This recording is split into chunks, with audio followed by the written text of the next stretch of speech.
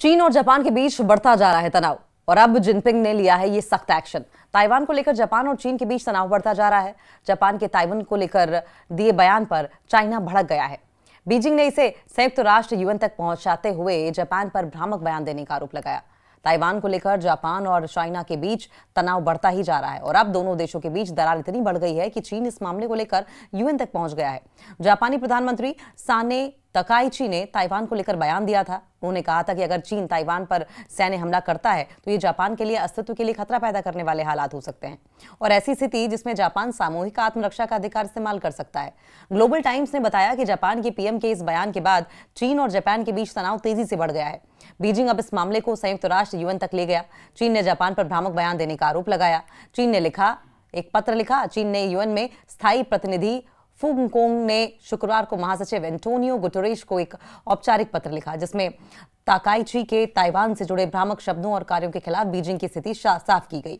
ये पत्र ताकाइची की 7 नवंबर की टिप्पणियों के जवाब में है, जिसमें उन्होंने कहा था कि चीन की ओर से ताइवान पर किसी भी बल प्रयोग की स्थिति जापान के लिए जीवन के लिए खतरा बन सकती है। साने तकाइची के इस बयान से चीन भड़क गया। तकाइची की इन टिप्पणियों के बाद चीन ने हाल ही में जापान के खिलाफ सख्त कदम उठाए। चीन ने जापानी समुद्री भोजन आयात करने, सी फूड को इंपोर्ट पर प्रतिबंध को फिर से लागू कर दिया और इसी के साथ चीन ने अपने नागरिकों के लिए जापान की यात्रा पर चेतावनी भी जारी की। चीन ने अपने पत्र में क्या क्या कहा। फुंगकोंग ने अपने पत्र में कहा कि तकाइची की बातें 1945 में जापान के आत्मसमर्पण के बाद पहली बार हुई हैं। ऐसी बातें उनके अनुसार ये पहली बार है जब किसी जापानी नेता ने ताइवान को जापान की रक्षा के अधिकारों से जोड़ा है, हथियार का इस्तेमाल करने की बात की है। उन्होंने इसे बहुत गलत, बहुत खतरनाक बताया है। उन्होंने कहा कि जापान ने चीन की बार की आपत्तियों की परवाह नहीं की और अपनी स्थिति की रक्षा जारी रखी। फुकोंग ने इन टिप्पणियों को अंतर्राष्ट्रीय कानून का उल्लंघन और युद्ध स्तर पर व्यवस्था के लिए चुनौती बताते हुए कहा कि यह बयान 1.4 अरब से ज्यादा चीनी लोगों के साथ साथ उन एशियाई देशों के लिए भी अपमानजनक है जो द्वितीय विश्व युद्ध के दौरान जापानी आक्रामकता से प्रभावित हुए थे। ग्लोबल टाइम्स के मुताबिक यह पत्र संयुक्त राष्ट्र महासभा के एक आधिकारिक दस्तावेज के रूप में जारी किया जाएगा और सभी सदस्य देशों को भी दिया जाएगा। चीन ने भी अब इस पर वार्निंग जारी की है। फुंगकोंग ने वार्निंग दी कि अगर जापान ताइवान के मामले में सशस्त्र हस्तक्षेप करने की हिम्मत करता है तो चीन इसे आक्रमण मानेगा और संयुक्त राष्ट्र चार्टर के तहत अपनी आत्मरक्षा का अधिकार इस्तेमाल करेगा।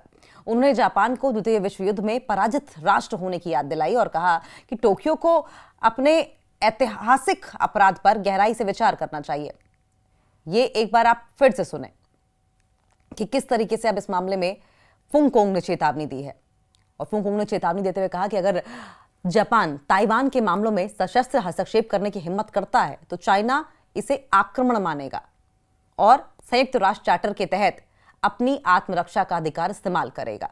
उन्होंने जापान को द्वितीय विश्व युद्ध में पराजित राष्ट्र होने की याद दिलाई और कहा कि टोक्यो को अपने ऐतिहासिक अपराध पर गहराई से विचार करना चाहिए।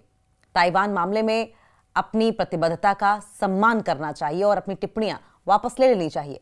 साथ ही उन्होंने दोहराया कि जापान सुरक्षा परिषद में स्थायी सीट के लिए पूरी तरीके से अक्षम है। हालांकि जापान का रिएक्शन सामने आया।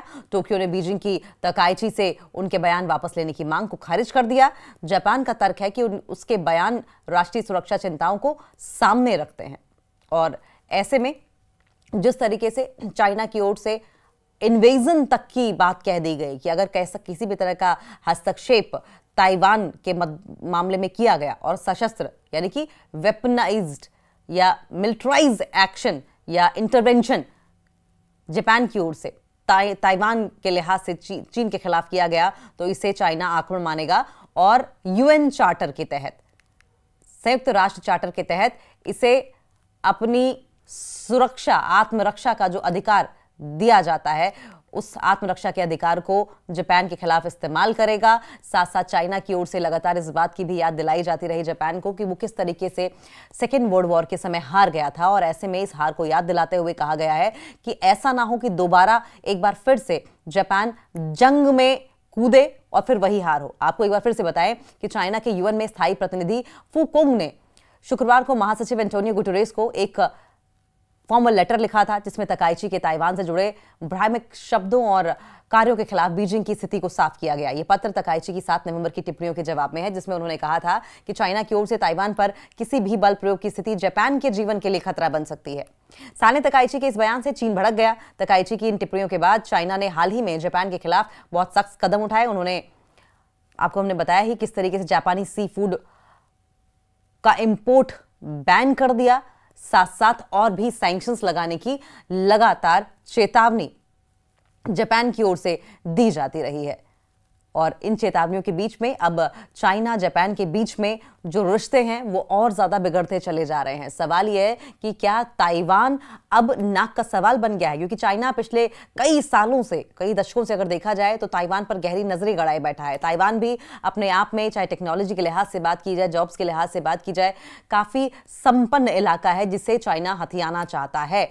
और अब जिस तरीके से जापान का इंटरवेंशन यहां पर सामने आ रहा है, तो फुंगकोंग ने इन टिप्पणियों को अंतर्राष्ट्रीय कानून का उल्लंघन और युद्धोत्तर व्यवस्था के लिए चैलेंज बताते हुए कहा है कि यह बयान 1.4 अरब से ज्यादा चीनी लोगों के साथ साथ उन एशियाई देशों के लिए भी अपमानजनक है जो द्वितीय विश्व युद्ध के दौरान जापानी आक्रामकता से प्रभावित हुए थे। ग्लोबल टाइम्स के अनुसार यह पत्र संयुक्त राष्ट्र महासभा के एक आधिकारिक दस्तावेज के रूप में जारी किया गया है। और अब ऐसे में ये जो अग्रेशन है दोनों देशों के बीच में, वो लगातार बढ़ता चला जा रहा है। और चाइना की ओर से साफ तौर पर इस बात को लेकर वार्निंग दे दी गई है कि आपराधिक जो सोच है जापान की, उसे वो आगे ना बढ़ाए।